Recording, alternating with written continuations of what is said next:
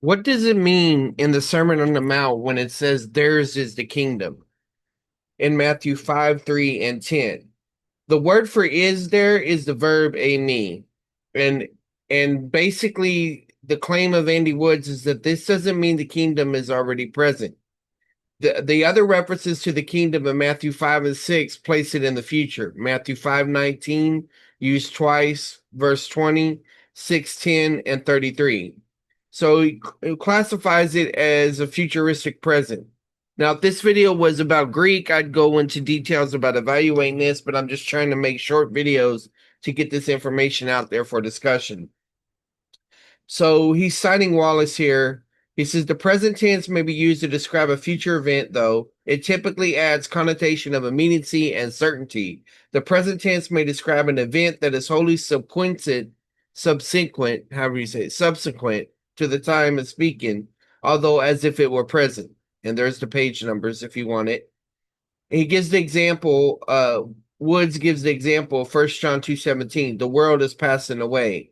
And he's saying that this merely indicates that the world's passing away was both imminent and certain in John's day, not that it was actually already occurring. Toussaint, he quotes Toussaint as saying, those who are to inherit the kingdom are called blessed now, because all these things shall be theirs. All of the verbs are future in verses 3 through 10, except 2. He quotes McNeil. The present tense of esten, which is the inflected form of eimi, so same word, is must not be pressed. It is timeless. In Aramaic, the connecting verb would not be used. As a potential right, the kingdom is theirs now and always. As an actual possession, it's still future, as is shown by the verb in verse 4 through 9, which describes various aspects of the bliss. He quotes Montefiore, the present tense of the copula is must not be pressed. There would have been no verb in the original. The future tense in the next verse makes it certain that the future is also meant here.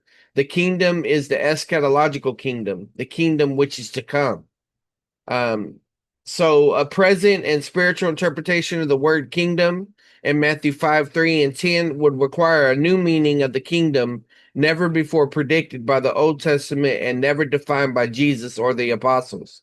This will require the kingdom is at hand to mean here rather than near. And we just made a previous video on what does it mean to say the kingdom is at hand. If the kingdom was still at hand, that means it was near. Later on in Matthew 10:7, then how could the kingdom already be present in Matthew 5:3 and Matthew 5:10? So you see his point?